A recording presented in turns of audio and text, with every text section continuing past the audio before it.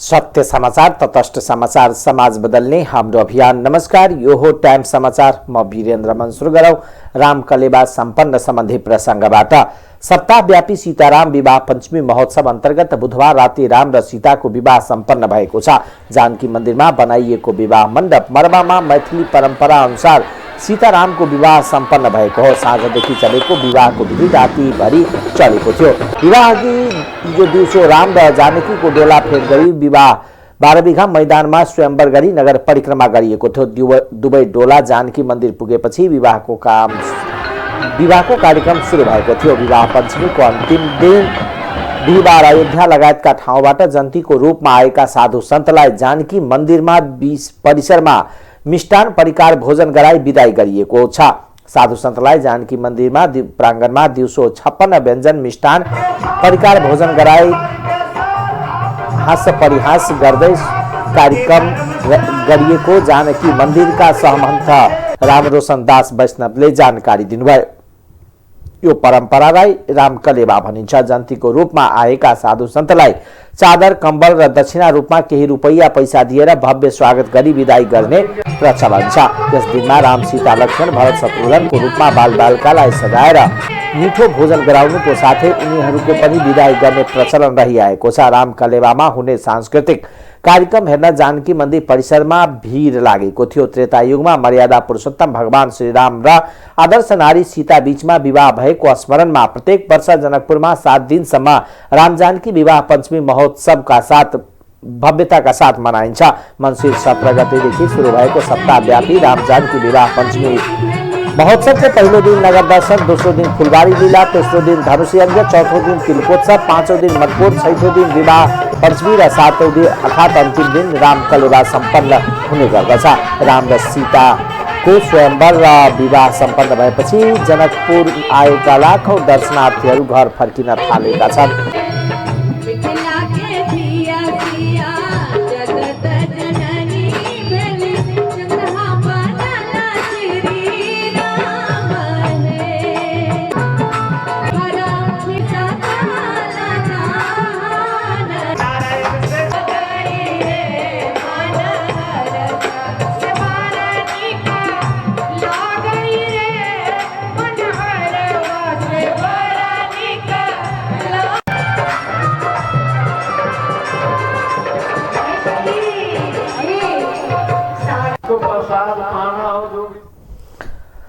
बिहिबार पछिल्लो 24 घण्टामा थप 211 जनामा कोरोना संक्रमणको पुष्टि भएको छ। 8018 जनाको पीसीआर परीक्षण गर्दा 1097 जना र 1433 जनाको एन्टिजन परीक्षण गर्दा 24 जना गरी कुल 211 जनामा कोरोना संक्रमणको पुष्टि भएको स्वास्थ्य तथा जनसङ्ख्या मन्त्रालयले जनाएको छ। त्यस्तै पछिल्लो 24 घण्टामा 2 जनाको मृत्यु भएको छ भने 329 जना संक्रमण मुक्त भएका छन्। बिहिबार थपिएसँगै नेपालमा कोरोना संक्रमितको कुल संख्या 9,19,255 पुगेको छ। यो सँगै नेपालमा मृत्यु हुनेको संख्या 11,549 पुगेको छ भने 4,05,900 जना संक्रमण मुक्त भएका छन्। मन्त्रालयका अनुसार हाल देशभर सक्रिय संक्रमितको संख्या 6,105 जना रहेका छन्, जसमध्ये 5,833 जना होम आइसोलेसनमा रहेका छन् भने 272 जना संस्थागत आइसोलेसनमा रहेका छन्। कोरोनाका बिरामी मध्ये 121 जना आइसियु र 30 जना भेन्टिलेटरमा उपचाररत छन्। त्यस्तै 10 वर्ष मुनिका 6 बालबालिकामा कोरोना संक्रमणको पुष्टि भएको छ भने 11 देखि 20 वर्ष उमेर समूहका 19 जना कोरोना संक्रमित थपिएका छन्। नेकपा माओवादी केन्द्र प्रदेश 2 को अधिवेशन जनकपुर धाममा हुने भएको छ। आगामी मङ्सिर 25 गते शनिबार जनकपुरमा हुने उद्घाटन सत्रका लागि तयारी तीव्र पारिएको माओवादी केन्द्रका प्रदेश 2 का संयोजक प्रहलाद बुढाथोकीले जानकारी दिनुभयो। उहाँका अनुसार उद्घाटन सत्रको सम्बोधन भर्चुअल मार्फत केन्द्रीय अध्यक्ष पुष्पकमल दाहाल प्रचण्डले गर्नेछ। प्रचण्डका अलावा माओवादीका यस प्रदेशबाट थाई समिति सदस्यहरू गिरिराजमणि पोखरेल, मातृका प्रसाद यादव, गणेश शाह लगायतले सम्बोधन गर्ने कार्यक्रम रहेको संयोजक बुढाथोकीले बताउनुभयो। उहाँका अनुसार अधिवेशन प्रदेश 2 का 8वटै जिल्लाबाट झण्डै 1000 जना अधिवेशन प्रतिनिधि सहभागी हुनेछन्। 136 पालिकाबाट 600 आयोजक र मनोनित गरी 1000 प्रतिनिधि अधिवेशनमा भाग लिन्छन्। प्रदेश 2 मा 36 पालिका मध्ये हालसम्म 75% मा पालिका अधिवेशन सम्पन्न भएको छ भने 25% मा बाँकी रहेको माओवादी केन्द्रले जनाएको छ। भोलिसम्म करिब सबै पालिकाको अधिवेशन सम्पन्न गर्ने तयारी रहेको जनाइएको छ। प्रदेश 2 बाट वैदेशिक रोजगारमा आबद्ध कामदारहरूको प्रदेश स्तरीय अप्रवासी हकहित सञ्जाल गठन गरिएको छ। आफ्ना हकहितका लागि 17 जना पदाधिकारी सहितको प्रदेश स्तरीय सञ्जाल गठन गरेका हुन्। वैदेशिक रोजगारमा काम गरी नेपाल फर्केका र वैदेशिक रोजगारमा रहेका नेपाली कामदारको परिवारको संलग्नतामा सञ्जाल गठन गरिएको हो। वैदेशिक रोजगारीलाई शोषण रहित बनाउनु संगठनको मुख्य उद्देश्य रहेको बताइएको छ। त्यस्तै वैदेशिक रोजगारमा जाने युवाहरूलाई सुसूचित गर्ने, ठगी तथा समस्यामा परेका प्रवासी नेपालीहरूलाई न्यायमा पहुँच, वैदेशिक रोजगारलाई सुरक्षित, व्यवस्थित, मर्यादित र उपलब्धिमूलक बनाउने सञ्जाल गठन गरिएको हो।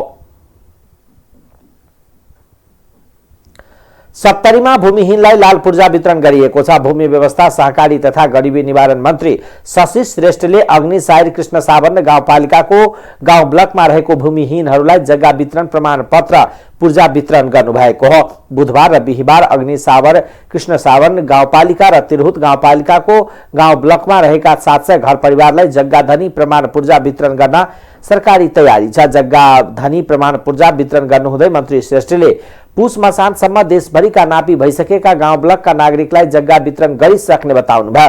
उहाँले नापी भइसकेका गाउँ ब्लकको जग्गा धनी प्रमाणपत्र वितरण अभियान सुरु गरिएको र यस अभियानमा भूमि भएर पनि भूमिहीन बनेकाहरूको कोही पनि नछुटुनमा जोड दिँदै नापी हुन बाँकी गाउँ ब्लकको नापी गर्नका लागि पनि प्रक्रिया अगाडि बढिसकेको बताउनुभयो। मन्त्री श्रेष्ठले भूमिहीन, दलित, सुकुम्बासी र अव्यवस्थित बसोबासको समस्या समाधान गर्न राष्ट्रिय भूमि आयोग गठन गरेर काम सुरु गरिसकिएको र मुक्त हलिया, कमलरी, कमैयाको पक्षमा काम गर्न र उनीहरूको वास्तविकता अध्ययन गर्न कार्यदल बनाएर काम सुरु गरिसकिएको बताउनुभयो। तल्लो तहका नागरिक र वास्तविक पीडितको आवश्यकता र आवाज सम्बोधन गर्नुपर्छ भनेर छिटो काम गर्न लामो र झन्झटिलो प्रक्रिया छुट्याएर छिटो भन्दा छिटो काम गर्न लागेको पनि उहाँले बताउनुभयो।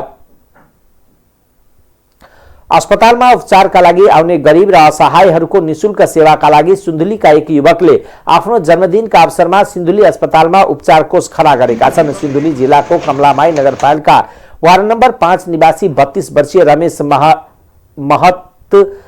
महताराले आफ्नो 32औं जन्मदिनका अवसरमा गरिने फजुल खर्च कटौती गरी 51,000 को काली माई सिन्धु उपचार अक्षय कोषको स्थापना गरेका हुन्। सदरमुकाम सिन्धुली माडीमा सामान्य खालको लेखापढी व्यवसाय सञ्चालन गर्दै आएका महताराले सिन्धुली अस्पतालमा गरिब र पछौटे पल्ले उपचारमा आएका असहायहरूको पीडा देखेर सो उपचार कोषको स्थापना गरेको जानकारी दिनुभयो। उपचार कोषका लागि समाजसेवी महताराले सिन्धुली अस्पतालका मेडिकल सुपरिन्टेन्डेन्ट उमेश प्रधानलाई एक समारोह बीच 51,000 हस्तान्तरण गर्नुभयो। स्थापना गरिएको काली माई सिन्धु अक्षय उपचार कोषको आगामी दिनका विस्तार गरी सो रकमबाट प्राप्त हुने बैंक ब्याजबाट असहायहरूको निशुल्क उपचार गरिने सिन्धुली अस्पतालमा मेडिकल सुपरिन्टेन्डेन्ट उमेश प्रधानले बताउनुभयो। बिहिबार भ्रष्टाचार विरुद्धको अन्तर्राष्ट्रिय दिवस। भ्रष्टाचार बहिष्कार गर्न तपाईको अधिकार, तपाईको भूमिका नाराका साथ दिवस मनाइएको हो। संयुक्त राष्ट्र संघले सन् 2003 मा भ्रष्टाचार विरुद्धको अन्तर्राष्ट्रिय महासन्धि पारित गरेपछि विश्वभर हरेक वर्ष डिसेम्बर 9 तारिकमा यो दिवस मनाउने गरिन्छ। भ्रष्टाचार हुन नदिने भनिए पनि नेपालमा भ्रष्टाचार मौला आउँदछ। पछिल्लो समयमा नेपालमा 58% भ्रष्टाचार बढिरहेको ग्लोबल करप्सन ब्यारोमिटर एसियाको सन् 2020 को प्रतिवेदनमा उल्लेख छ। सरकारी कार्यालय भ्रष्टाचार हुने प्रमुख स्रोतको रूपमा रहेको समेत पाइएको छ। भ्रष्टाचार विरुद्धको राजनीतिक प्रतिबद्धता र शून्य सहनशीलता बोल्नै नारा मात्र सीमित रहेकोले भ्रष्टाचार कम हुन नसकेको ट्रान्सपरेन्सी इन्टरनेशनल नेपालले जनाएको छ। तर सूचना प्रविधिको अधिकतम उपयोग गर्दै अनलाइन सेवालाई थप सुदृढ बनाउँदै लागेकोले भ्रष्टाचार कम हुँदै आएको सरकारको दाबी छ। प्रधानमन्त्री शेरबहादुर देउवाले दिवसका अवसरमा शुभकामना दिँदै विकास आयोजना सहित हरेक क्षेत्रमा सुशासन कायम गर्ने प्रतिबद्धता जनाउनु भएको छ। प्रधानमन्त्री एवं नेपाली कांग्रेसका सभापति शेरबहादुर देउवाले पार्टीको 14औं महाधिवेशनमा सहभागी हुन देशैभरिबाट उत्साहपूर्वक काठमाडौँ आएका नेता कार्यकर्ताहरूलाई यही उत्साह र ऊर्जालाई आगामी चुनावसम्म लैजान आग्रह गर्नुभएको छ। नेपाली कांग्रेसका सहमहामन्त्री डाक्टर प्रकाश शरण महतद्वारा लिखित Nepali Congress and national building पुस्तकको बिहिबार विमोचन गर्दै प्रधानमन्त्री देउवाले यो महाधिवेशनमा कांग्रेसको कार्यकर्तामा देखिएको ऊर्जालाई आगामी निर्वाचनसम्म लानुपर्छ र कांग्रेसलाई बहुमत प्राप्त पार्टी बनाउने कार्यमा तपाईहरू सबै लाग्नु पर्नेमा जोड दिनुभयो। पुस्तक विमोचन समारोहमा उपस्थित नेपाली कांग्रेसका सहयोग महाधिवेशन प्रतिनिधिसँग उहाँले सकेसम्म सहमतिका आधारमा महाधिवेशनबाट नेतृत्व चयन गर्ने बताउनुभयो। सबै साथीहरूको उत्साह छ, सब मान्छे उत्साहित भएर आएका छन्। मलाई विश्वास छ यस उत्साहपूर्ण घडीमा यसलाई सफल पारेर फर्किँदाखेरि सबै पार्टीका साथीहरूले अत्यन्त उत्साहका साथ गाउँघरमा फर्केर यो पार्टीलाई बलियो बनाएर भोलिको आम चुनावमा नेपाली कांग्रेसलाई फर्स्ट पार्टी, सबभन्दा ठुलो पार्टी, बहुमतकै पार्टी बनाउने काममा सबै साथीहरू लाग्नु होला भन्ने अनुरोध गर्न चाहन्छु। मलाई अहिले धेरै समय छैन, मलाई विश्वास छ र चाहिँ यस काममा हाम्रो पार्टीका सबै साथीहरू लाग्नु हुनेछ। हामीहरू भरसक सहमतिका साथ अगाडि जान्छौँ। नयाँ प्रजातान्त्रिक तरिकाले के लागेन भने हामी अधिवेशनमा प्रतिस्पर्धा पनि होला, तर प्रतिस्पर्धाबाट हुने जो चाहिँ नि प्रतिस्पर्धा जितहार हुन्छ, जितहारलाई हार्नेले जित्नेलाई सहयोग गर्ने, जित्नेले हार्नेको सहयोग लिने, यसलाई सामान्य प्रक्रियामा लिएर कुनै किसिमको कटुता, कुनै किसिमको मन नमानिने, कुनै किसिमको पनि यो चाहिँ नि एकअर्काबाट भित्र। प्रधानमन्त्री देउवाले 14औं महाधिवेशन नेपाली कांग्रेसको मात्र नभएर नेपालको प्रजातान्त्रिक भविष्यका लागि पनि एक महत्त्वपूर्ण अवसर भएको बताउनुभयो। सहमहामन्त्री महतले लेखेको नेपाली कांग्रेस र नेशनल बिल्डिङ नामक पुस्तक बीपी कोइराला प्रधानमन्त्री रहेको नेपालको पहिलो जननिर्वाचित सरकारको अर्थव्यवस्थाका बारेमा रहेको छ। सोही विषयमा डाक्टर महतले त्रिभुवन विश्वविद्यालयमा अर्थशास्त्र विषयको स्नातकोत्तरको शोध तयार गर्नुभएको र यसै विषयमा केही संशोधित सामग्री सहित पुस्तक रूपमा प्रकाशन गरेको डाक्टर महतले जानकारी दिनुभयो। शेरबहादुर देउवाको नेतृत्वमा उहाँले जुन नेपालमा यो समावेशी राजनीतिलाई प्रवेश गराउनु भयो, सारा जनता, पछाडि परेका वर्ग, समूह, क्षेत्र, महिला सबैलाई एउटा आधुनिक नेपालको स्टेक होल्डर, हिस्सेदार, बराबरीको हिस्सेदार, सशक्त, आत्मा स्वाभिमानले भरिपूर्ण त्यो खाले नेपाल बनाउने जुन महत्त्वाकांक्षा नेपाली कांग्रेसको छ त्यसलाई पूर्ति गर्ने जिम्मेवारी नेपाली कांग्रेस पार्टीको छ। मलाई विश्वास छ शेरबहादुर देउवा आदरणीय नेता, पार्टी सभापतिको दोस्रो कार्यकालमा हामीले यो कुरालाई चाहिँ सशक्त रूपमा अगाडि बढाउने छौं र नेपाली कांग्रेसको नेतृत्वमा हामी सरकार बनाउने छौं। नेपाली कांग्रेसलाई जसरी पार्टी सभापतिले एकताबद्ध बनाएर कतिपय मतान्तर मागहरूलाई सम्बोधन गरेर म बहुमत प्रयोग गर्दिन, म सबैलाई सहमति गराएर लिएर जान चाहन्छु, त्यही हुनाले पार्टी एक छ। अरू पार्टी विग्रह भए, असन्तुष्टिको त्यो बढेर विभाजित भए, नेपाली कांग्रेस एक छ। यही एकताको बल, एकताको सूत्रमा बाँध्ने जुन उहाँको क्षमता छ त्यसको भरपूर प्रयोग गरेर हामीले आम निर्वाचन जित्नुपर्छ। त्यसको लागि उहाँको नेतृत्वको चाहिँ आवश्यकता हामीले चाहिँ अहिले पनि महसुस गरिराखेका छौँ भन्ने मलाई लाग्दछ। अब नेपालको आर्थिक सामाजिक रूपान्तरणको लागि हामीले अब आर्थिक समृद्धि सिर्जना गर्ने र आर्थिक समृद्धिको पहुँच आम जनतालाई पुर्याउने हाम्रो चाहिँ समाजवादी लक्ष्य हो र लोकतान्त्रिक मूल्य र मान्यता, कानुनी शासनको आधारशिलामा त्यहाँ पुर्याउने हाम्रो लक्ष्य हो। तर त्यो ठाउँमा पुग्ने, त्यो गन्तव्यमा पुग्ने तरिका चाहिँ समय सापेक्ष हुन्छ भनेर बीपी कोइरालाले भनेको छ। उहाँले त्यस समयमा नेपाली कांग्रेस पार्टी प्रतिबन्धित रहेको र उक्त विषयमा शोध तयार गर्न पनि निकै कठिन अवस्था रहेको भए पनि आफूले बीपी कोइरालाले नेपालमा प्रजातान्त्रिक समाजवादको अवधारणा के कसरी भित्र्याउनु भएको थियो भन्ने विषयमा आफ्नो शोध केन्द्रित रहेको बताउनुभयो। नेपाली कांग्रेसका नेता प्रकाशमान सिंहले पार्टी सभापति पदमा आफ्नो दाबी कायमै रहेको बताउनु भएको छ। काठमाडौँको वानेश्वरमा बिहिबार बिहान सन्त नेता कृष्ण प्रसाद भट्टराईको शालिक अनावरण गर्दै नेता सिंहले 14औं महाधिवेशनमा सभापति पदको दौडबाट पछि नहट्ने बताउनुभयो।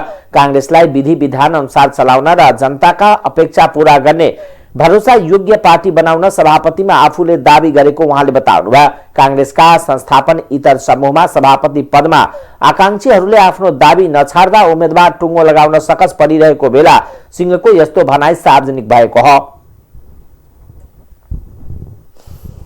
यो नेपाली कांग्रेस पार्टीलाई विधि सम्मत नियम सम्मत संस्थागत रूपमा राजनीतिमा चाहिँ शुद्धता हुनुपर्छ। राजनीति भनेको चाहिँ के हो भन्दाखेरि यो सेवाको क्षेत्र हो भनेर किसिनजीले हामीले चाहिँ सिकाउनु भएको।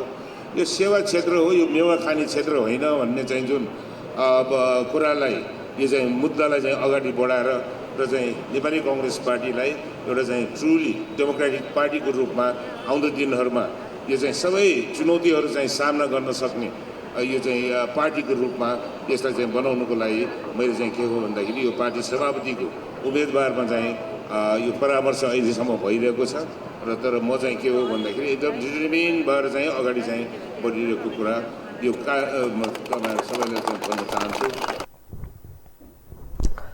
संस्थापन इतर समूहबाट सिंह सहित वरिष्ठ नेता रामचन्द्र पौडेल, महामन्त्री डाक्टर शशाङ्क कोइराला र केन्द्रीय सदस्य डाक्टर शेखर कोइराला आकांक्षी छन्। शशाङ्क सहित सहमति भए आफू पछि हट्ने बताएका छन् भने पौडेलले सिंह र शेखर बीच सहमति नभए सभापतिको रूपमा आफू अघि बढ्ने बताएका छन्।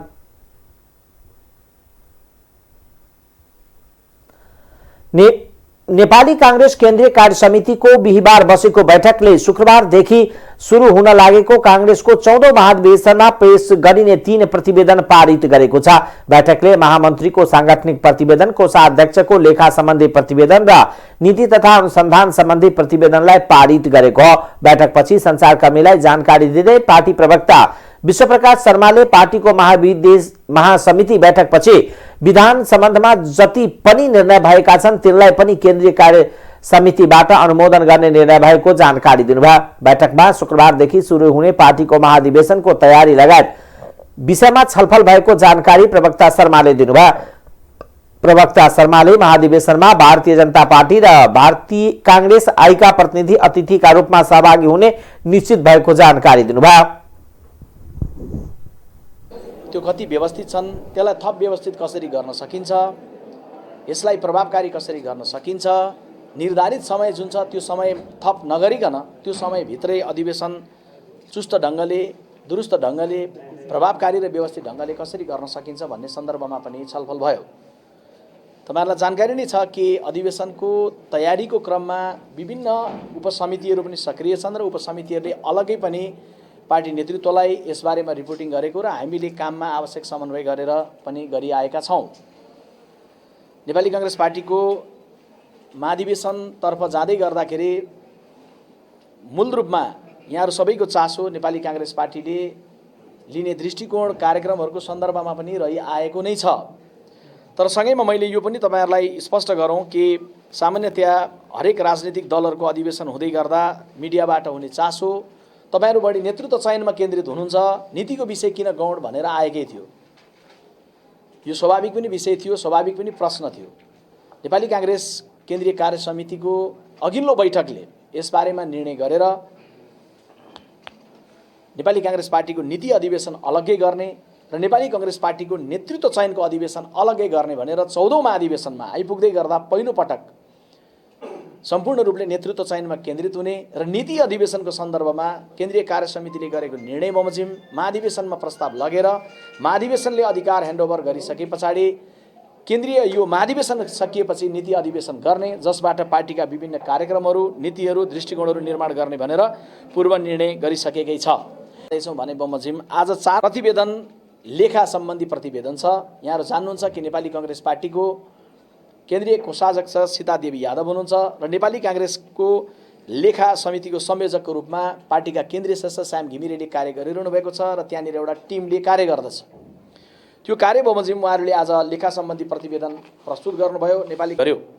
यो 3वटा प्रतिवेदनहरू जो पारित भएका छन् केन्द्रीय कार्य समितिबाट पारित भइसकेर यसले अब महाधिवेशनमा प्रवेश गर्नका लागि मार्ग प्रशस्त भएको छ र महाधिवेशनमा बन्द सत्रमा यी 3वटा प्रतिवेदनहरू त्यहाँ प्रस्तुत हुनेछन्। अब यसका पछिल्तिर जे जस्ता विषयवस्तुहरू होलान्, हामी के कुरामा गम्भीर छौं भने पार्टीको केन्द्रीय महाधिवेशन हुँदै गर्दा पार्टीको निर्माणमा यत्रो लामो समय योगदान गर्नुभएको कुनै पनि एउटा सदस्य मात्रैको पनि अनुपस्थिति नरहोस् भन्ने हामीले चाहँदै गर्दा पार्टीको वरिष्ठ नेताको अनुपस्थिति हुने अवस्था बन्ने छैन।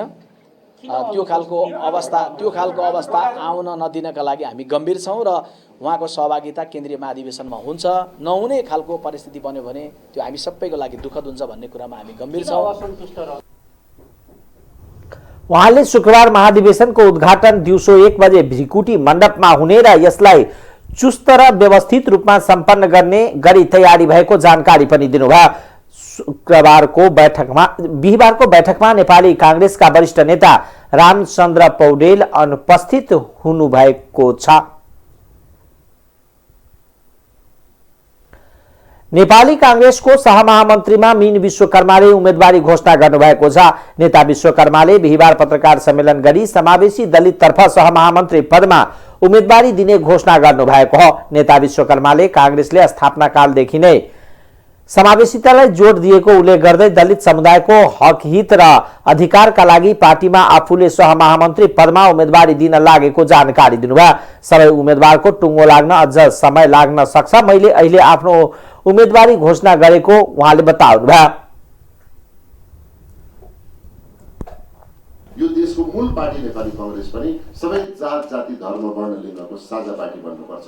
त्यसैले मेरो उम्मेदवारी हो नेपालमा नेपालीहरू जस्ता जस्ता नेपालीहरू बसोबास गर्छन् त्यस्ता त्यस्तै सबै नेपालीहरूको साझा पार्टी एक मात्र हाम्रो पार्टी नेपाली कांग्रेस भन्न गौरवताका साथ भन्न सक्ने गरीको नेपाली कांग्रेस बनाउने मेरो ध्येय हो, मेरो लक्ष्य हो। त्यसका लागि केन्द्रीय सदस्यमा बसेर पनि त गर्न सकिन्थ्यो, गर्यौं। हामीले प्रयास गर्यौं, लामो प्रयास गर्यौं, तर के हुँदो रहेछ अनुभव भने पदाधिकारी नहुँदा निर्णय गर्ने ठाउँमा नपुग्दा हाम्रा मुद्दाहरू केही अरूको निगाहमा स्वीकृत त हुँदा रहेछन्, तर पारित गर्ने बेलामा खुसामत ज्यादै गर्नुपर्ने, ज्यादै गिडगिडाउनु पर्ने, अप्ठ्यारोमा पर्नुपर्ने उदाहरणका रूपमा यहाँलाई थाहा छ कि भर्खरै मात्रै पनि यो महाधिवेशन सम्पन्न गर्नका लागि हाम्रो विधान अनुसारको नियमावली अनुसारको निर्देशिका बन्यो। विधानमा हामीले समावेशी बनायौं, नियमावली समावेशी बनाउन कोसिस गर्यौं र नियमावली बनाउनलाई कोसिस गर्दा म आफै त्यसको सदस्य थिएँ र अर्को एकजना पनि दलित सदस्य हुनुहुन्थ्यो। मैले के भने नेपाली कांग्रेसमा अहिले पनि महिला, दलित, जनजाति, मधेसी, थारू, मुस्लिम, अपाङ्गको सदस्यता 10 लाख पुर्याउँदाखेरि पनि हाम्रो भरपूर संख्या छैन, समानुपातिक संख्या छैन। महिलाको अहिले पनि प्रतिनिधित्व 33% सुनिश्चित विधानले गरेको छ, तर हाम्रो पार्टीभित्र अहिले 22% मात्रै महिलाहरूको सदस्यता छ।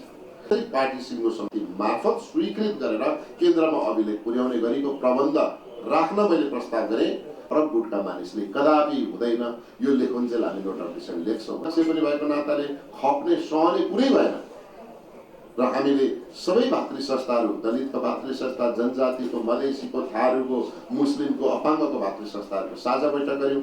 सभापतिलाई भेट्यौँ, पदाधिकारीलाई भेट्यौँ, निर्देशिका मस्यौदा समितिका सदस्यताहरू भेट्यौँ। मुखले आश्वासन पायौँ, कामले उल्लेख भएन र अन्तिममा असोज 18 गते जब निर्वाचनमा गयो, त्यो निर्वाचनमा गएको भदौ 18 गते त्यो निर्वाचनमा गएको बेला निर्देशिकामा त्यो व्यवस्था नपाएपछि मैले आकस्मिक रूपमा बालवाला केन्द्रीय सदस्यको पदबाट, दलित संघ अध्यक्षको पदबाट राजीनामा गरेँ। विश्वकर्मा कांग्रेसको 12औं र 13औं महाधिवेशनमा निर्वाचित केन्द्रीय सदस्य एवं पूर्व मन्त्री समेत हुनुहुन्छ। कांग्रेसको 14औं महाधिवेशन शुक्रबारदेखि काठमाडौँमा सुरु हुँदैछ। नेपाली कांग्रेस भक्तपुरकी नेत्री गंगा लक्ष्मी आवालले कांग्रेसको 14औं महाधिवेशनमा केन्द्रीय सदस्यमा उम्मेदवार बन्ने घोषणा गर्नुभएको छ। मंगला देवी स्मृति प्रतिष्ठानकी केन्द्रीय अध्यक्ष तथा नेपाल महिला संघकी केन्द्रीय सदस्य समेत रहनुभएकी आवालले आदिवासी जनजाति महिलातर्फ केन्द्रीय सदस्यको उम्मेदवारी दिने घोषणा गर्नुभएको हो। उहाँले देशलाई बलियो बनाउन पार्टी बलियो हुनुपर्छ, पार्टी बलियो बनाउन सक्षम नेतृत्व आवश्यक छ भन्ने ठानेर नै पार्टीलाई बलियो बनाउन केन्द्रीय सदस्यमा उम्मेदवारी दिने घोषणा गर्नुभएको हो। उहाँले हामी सबै नेपालीलाई कांग्रेस होइन, वास्तवमा कांग्रेसलाई चाहिँ सबै नेपालीको बनाउनु पर्ने हाम्रो दायित्व हो र धर्म पनि हो। हामीलाई अतीतको पुराना पीडा सम्झेर वर्तमान बिगार्न छुट र अधिकार दुवै छैन, तर वर्तमान र भविष्य सुधार्न निकट अतीतका गल्ती र कमजोरीलाई सच्याउनै पर्छ। हामी समयमै गम्भीर बनौ, हतारमा गलत नेतृत्व रोजेर फुर्सदमा पस्ताउनु काम नगरौ। यसैगरी भक्तपुरबाटै मदन जीवन कृष्ण श्रेष्ठ र गणेशमान चक्रधरले पनि केन्द्रीय सदस्यमा उम्मेदवारी घोषणा गरेका छन्। 15औं संघीय संसद दिवस 2078 को अवसरमा सिंहदरबारमा रक्तदान कार्यक्रमको आयोजना गरिएको छ। संघीय संसद सचिवालयले आयोजना गरेको रक्तदान कार्यक्रमको सभामुख अग्निप्रसाद सापकोटाले शुभारम्भ गर्नुभयो। उहाँले कोरोनाको जोखिम कायमै रहेको बेला रक्तदानको निकै ठूलो महत्व रहेको बताउनुभयो। संघीय संसद दिवस कार्यक्रमहरू निकै राम्रोसँग अघि बढिरहेको भन्दै उहाँले सबै कार्यक्रमको सफलताको शुभकामना व्यक्त गर्नुभयो। गर्ने गरेका छौँ र यो सधैँभरि सफल भइरहेको छ। आजको कार्यक्रम पनि भव्य रूपमा सफल हुन्छ भन्ने मलाई विश्वास छ र अब यसलाई सफल पार्नका लागि जुन खालको व्यवस्थापन गर्नुभएको छ सबैलाई चाहिँ फेरि यो सफलताको शुभकामना हार्दिक बधाई दिँदै यो अब हामी यो कार्यक्रममा सबै जुटौँ लागौँ। कार्यक्रममा सभामुख सापकोटाले रक्तदान गर्नेलाई प्रमाणपत्र वितरण गर्नुभयो।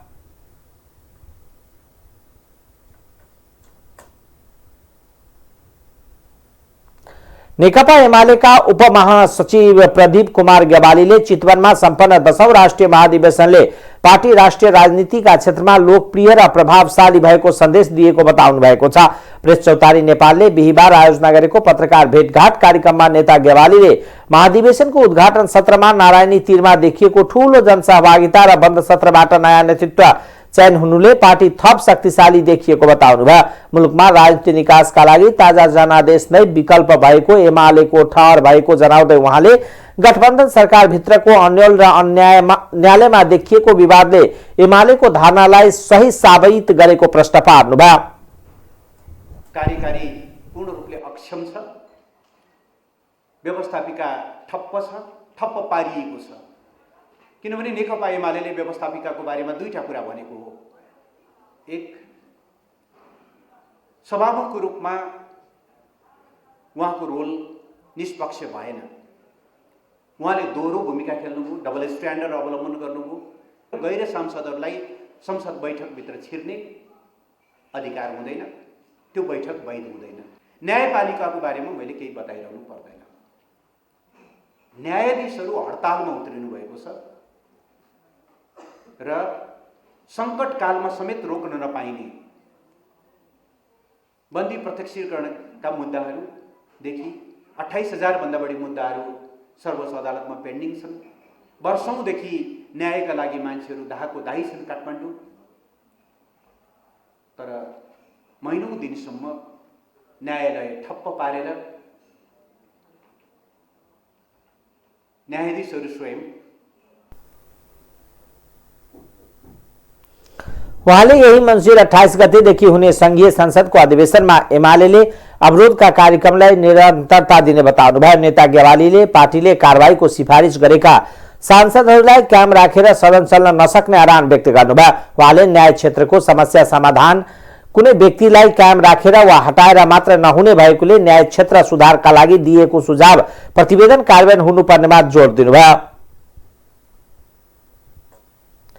महानगरीय ट्राफिक प्रहरी महाशाखाले pay fine on the spot in contact payment सिस्टमको सुरुवात गरेको छ। महाशाखाले ट्राफिक नियम उल्लङ्घन गरी कारबाहीमा परेका सवारी धनीलाई कारबाही स्थलबाटै जरिवाना रकम तिर्ने व्यवस्थाको सुरुवात गरेको हो। महानगरीय ट्राफिक प्रहरी महाशाखाका प्रवक्ता प्रहरी उपरीक्षक सञ्जीव शर्मा दासले ट्राफिक सेवा आधुनिक र प्रविधियुक्त हुँदै गएको बताउनुभयो। उहाँले अबदेखि चिट काटेपछि जरिवाना तिरेर कागज पत्र लिने ट्राफिक प्रहरी कार्यालय पुग्नु नपर्ने बताउनुभयो। प्रमुख भट्टराईले कारबाहीमा परेकाहरू अब डिजिटल इन्ट्री गर्ने र तत्काल रकम भुक्तानी गरी कागज पत्र फिर्ता लिन मिल्ने बताउनुभयो। अहिले यो सिस्टममा हामी काटेका छौँ। अब यसलाई पनि अझ सरलीकृत गर्नुपर्छ, सहज बनाउनुपर्छ। अहिलेको कोरोनाको जस्तो महामारीमा भिड यहाँ जम्मा गरिराख्ने होइन, मान्छेलाई चाहिँ फिल्डबाटै चाहिँ मुक्ति दिन सकिन्छ भनेदेखि त्यो गरौँ, प्रयास गरौँ भनेर हामीले लागेर एउटा चाहिँ हाम्रो चाहिँ प्राविधिक साथीहरूले, उहाँ प्राविधिक मित्र पनि हुन्छ, उहाँ यसमा काम गर्नुभएको छ। उहाँहरू सबै लागेर चाहिँ एउटा सिस्टम डेभलप गर्नुपर्छ। त्यो सिस्टममा चाहिँ अब हामी अहिलेलाई चाहिँ हामीसँग त्यो एप डाउनलोड गरिएका, एप लोड गरिएका चाहिँ नि इक्विपमेन्ट चाहिँ हामीसँग इक्विपमेन्ट भनौँ मोबाइलमा पनि गर्न सकिन्छ। त्यो 5वटा मात्रै छन् अहिले त्यो गरिएको। त्यो 5वटा मार्फत चाहिँ हामी स्टार्ट गर्छौँ। अब गर्न चाहिँ के सकिन्छ भनेदेखि अब त्यो 5वटा मोबाइलबाट कसैलाई हामी जरिमाना गर्दैछौँ भनेदेखि त्यतिखेर हामी त्यही इन्ट्री गर्छौँ। अब त्यतिखेर डिजिटल इन्ट्री त्यतिखेर त्यही फिल्डमै हुन्छ। अनि त्यतिखेर तिर्न चाहनुहुन्छ भने त्यतिखेर उहाँसँग सिस्टम छ, उहाँसँग क्युआर कोड छ भने क्युआर कोडबाट तिर्न सक्नुहुन्छ। अनलाइन छ भने अनलाइनबाट पनि तिर्न सक्नुहुन्छ। उहाँले तत्कालै चाहिँ तिर्न सक्नुहुन्छ। उहाँले अनलाइनबाट अथवा क्युआर कोडबाट अरू भुक्तानीको चाहिँ माध्यम छैन कि क्युआर कोडमा स्क्यान गरेर तिर्नु पर्यो कि अनलाइनबाट तिर्नु पर्यो। तिर्नुभयो। महाशाखाले पहिलो चरणमा गौशाला, दरबारमार्ग, थापाथली, जावलाखेल र जनसेवा गरी 5 ठाउँमा यो सेवा सुरुवात गरेको हो। त्यस्तै मादक पदार्थ सेवन गरी सवारी साधन चलाउने, लेन अनुशासन पालन नगरेको र रातो बत्ती उल्लङ्घन गरेको सवारी साधन चालकले तत्काल जरिवाना तिरे पनि महाशाखामा गएर सचेतना कक्षा नलिएसम्म कागज पत्र पाउने छैनन्। चरम गरिबी र मानवाधिकार सम्बन्धी अध्ययनका लागि आएका संयुक्त राष्ट्रसङ्घका विशेष दूत लिबी भर डी सटरले नेपालको 10 दिने भ्रमण सम्पन्न गरी आफ्नो निष्कर्ष प्रस्तुत गरेका छन्। उहाँले मङ्सिर 13 देखि नेपालको भ्रमण गरेर बिहिबार निष्कर्ष प्रस्तुत गरेका हुन्। उहाँले नेपालको संविधान विश्वमै प्रगतिशील संविधान भए पनि संविधानले गरेको प्रतिबद्धताहरू कार्यान्वयन नभएको बताउनुभयो। 11 दिने नेपाल भ्रमणको क्रममा उहाँले बागमती, कर्णाली, लुम्बिनी प्रदेश तथा प्रदेश 2 को भ्रमण गरेका थिए। उहाँले आफ्नो स्थलगत अध्ययन अवलोकनको साथै संघीय, प्रादेशिक र स्थानीय अधिकारीहरू, गरिबीबाट प्रभावित मानिसहरू, नागरिक समाज सम्बद्ध संस्थाहरू, विकास साझेदार र संयुक्त राष्ट्र संघीय निकायहरूको प्रतिनिधिहरूलाई भेटेका थिए। नेपालले सन् 2014 देखि सन् 2019 को बीचमा बहुयामी गरिबी 12.7% मा झारेको छ भने शिक्षा र स्वास्थ्य सूचकाङ्कमा सुधार आए, समग्र मानव विकास सूचकाङ्कमा सुधार आएको छ। यद्यपि अझै पनि उल्लेख्य खाडल रहेको सटरले बताएका छन्। नेपालको सरकारको गरिबी निवारण सम्बन्धी नीतिहरू र विप्रेषण प्रवाहले गरिबी निवारणमा सहयोग भएको छ। 1/4 गरिबी प्रवासमा रोजगारीका कारण निवारण भएको छ। विप्रेषण नहुने भने नेपालमा गरिबी बढ्ने भन्दै उहाँले नेपालमा विप्रेषण निर्यातको 10 गुणा र वैदेशिक सहायताको 2.5 गुणा बढी प्राप्त भइरहेको बताउनुभयो।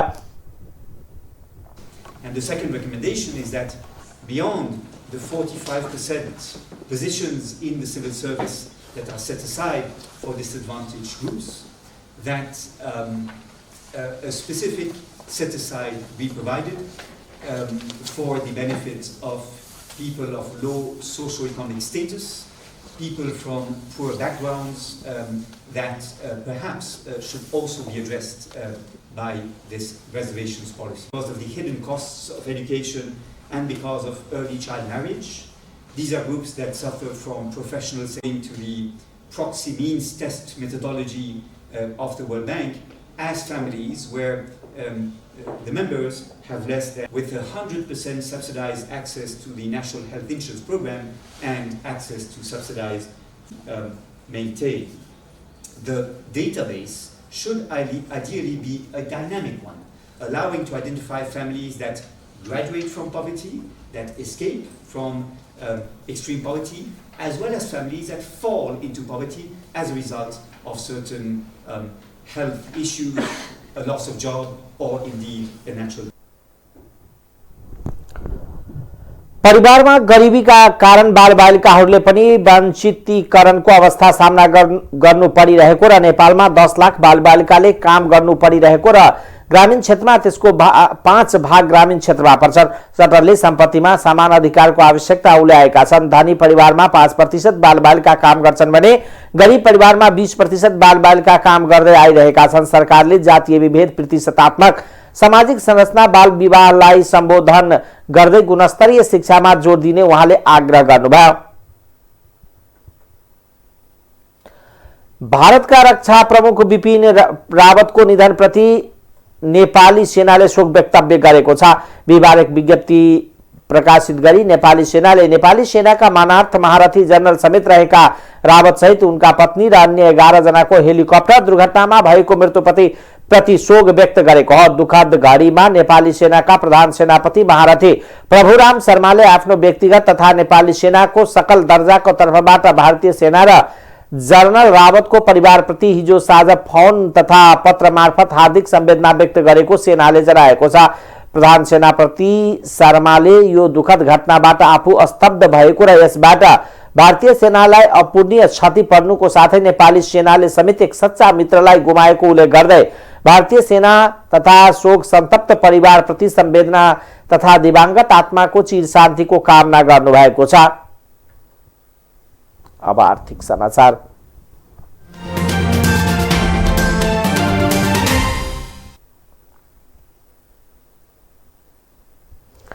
नेपाल सरकारले उखुको किसान बिक्री मूल्य बढाउने भएको छ। कृषि तथा पशुपक्षी विकास मन्त्रालयले यस वर्षको किसान बिक्री मूल्य सिफारिस गर्ने तयारी सकिएको जनाएको छ। मन्त्रालयका सहसचिव एवं प्रवक्ता प्रकाश सञ्जेलले यस वर्ष उखुको मूल्य बढ्ने र यसै साता उखुको मूल्य तोक्ने गरी तयारी गरिएको बताउनुभयो। उखुको मूल्य तोक्ने कार्य विगतको भन्दा वैज्ञानिक र व्यावहारिक रहेको उहाँको दाबी छ।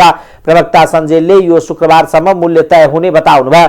यो वर्ष उखुको मूल्य तोक्न उखुको पकेट क्षेत्र मानिने तराईका 10 जिल्लामा अधिकृत स्तरको 2 जनाको दरले प्रतिनिधि खटाइएको थियो। प्रत्येक जिल्लाबाट कम्तीमा पनि 30 भन्दा बढी अध्ययन नमुना संकलन गरिएको मन्त्रालयले जनाएको छ। देशभरिबाट प्राप्त 300 नमुनालाई कृषि विभागले अध्ययन गरेको र यसैका आधारमा बिहिबार थप छलफल गरिने मन्त्रालयले जनाएको छ। गत वर्ष सरकारले उखुको प्रति क्विन्टल न्यूनतम मूल्य 544 रुपियाँ 33 पैसा तोकेको थियो। उखुको मूल्य 386 रुपियाँ 16 पैसा, ढुवानी खर्च र मुनाफा 92 रुपियाँ 89 पैसा र सरकारले दिने प्रति क्विन्टल अनुदान 65 रुपियाँ 28 पैसा थियो।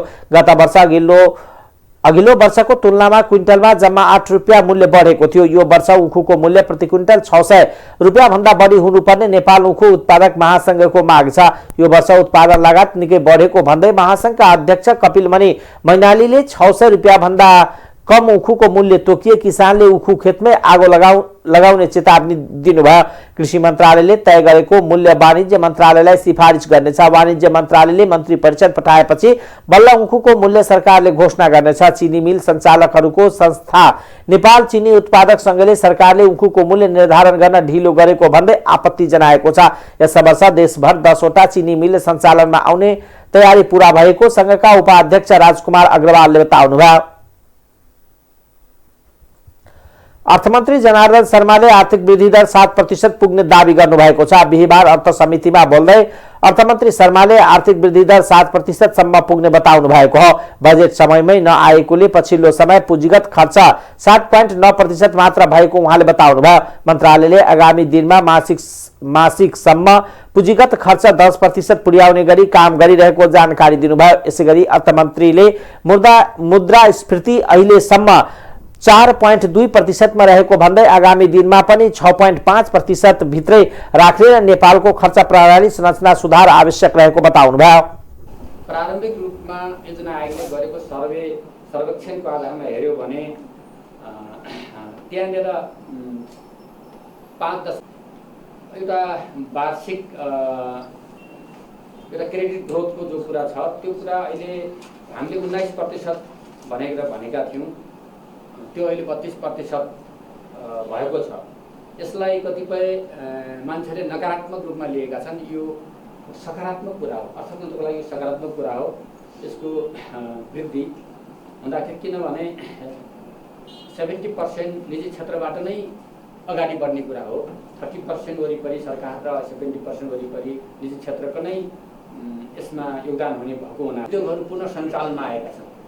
सबैतिर एउटा आर्थिक गतिविधि अगाडि बढेको छ। त्यो कार्यक्षमता, कार्यदक्षता, समग्र राज्य संयन्त्रको कार्यक्षमतालाई वृद्धि गर्ने, जनताको स्रोत साधन र हाम्रो प्राकृतिक स्रोत साधनलाई परिचालन गर्ने, बजेट खर्च गर्ने प्रणालीमा अलिकति मोडिफाई गर्नुपर्ने पनि आवश्यक हो। जो गर्ने होडबाजी चलिरहेको छ, यो ट्रान्सपोर्टेसन गर्ने यी कन्टेनरहरूको 2000 बाट अहिले 12,000 को व्यवसायी साथीहरूले भन्ने गरेको कुरा 2000 मा पाउँथ्यो, 1200, 1500, 2000 को थियो, अहिले 12,000 पुगिसक्यो त्यसको भाडा।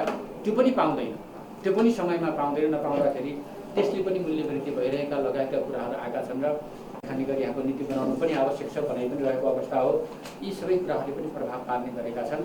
मूलत हामी फेरि पनि भन्ने कुरा के हो भने हामीसँग भएको पुँजीको परिचालन खर्चमा जोड दिनुपर्छ, त्यो कुरा हामीले आत्मसात गर्छौँ। हालसम्म विदेशी विनिमय सञ्चित 13 खर्ब 79 अर्ब रहेको र 7 महिनाको वस्तु तथा सेवा आयात धन नै भन्दै सकारात्मक अवस्थामा रहेको छ। चालु आर्थिक वर्ष सुरु भए यता 4 खर्ब 16 अर्ब राजस्व उठिसकेको छ भने जुन गत वर्षभन्दा 40% बढी हो। मन्त्री शर्माले खर्च कम हुँदा त्यसको दबाव तरलता परेको भन्दै तरलता व्यवस्थापनका लागि प्रयास भइरहेको बताउनुभयो। अब अन्तर्राष्ट्रिय समाचार।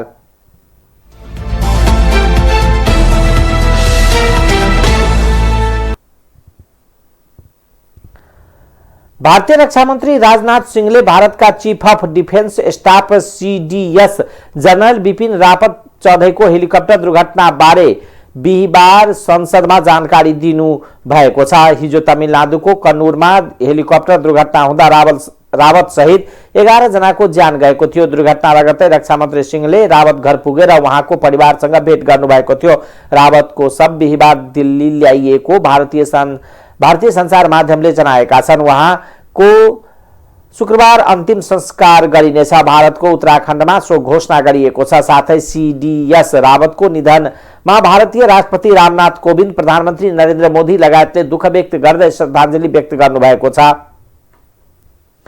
भारतको राजधानी दिल्लीका घर र भवनभित्र पनि अत्याधिक वायु प्रदूषण रहेको नयाँ अध्ययनले देखाएको छ। अध्ययनले भवनभित्र पाइएको PM 2.5 भनिने फोक्सोलाई बिगार्ने प्रदूषक मात्रा नजिकै खुल्ला ठाउँमा रहेको सरकारी वायु प्रदूषण मापन यन्त्र भन्दा बढी देखिएको छ। तर धेरै जसोले घरभित्र प्रदूषण घटाउन आवश्यक सतर्कता अपनाउनै नचाहेको पाइएको छ। अध्ययनले धनी र गरिब व्यक्ति दुवै व्यक्तिका घरभित्र वायु प्रदूषण पाइएको उल्लेख गरेको छ।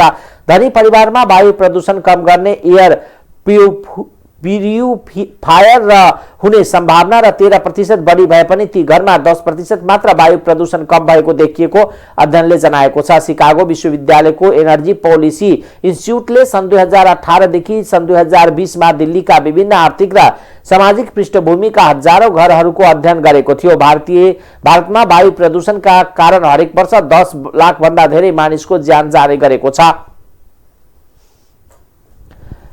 टाइम्स समाचार अहिलेको लागि यति नै। हेर्दै गर्नुहोला टाइम्स टेलिभिजन। नमस्कार।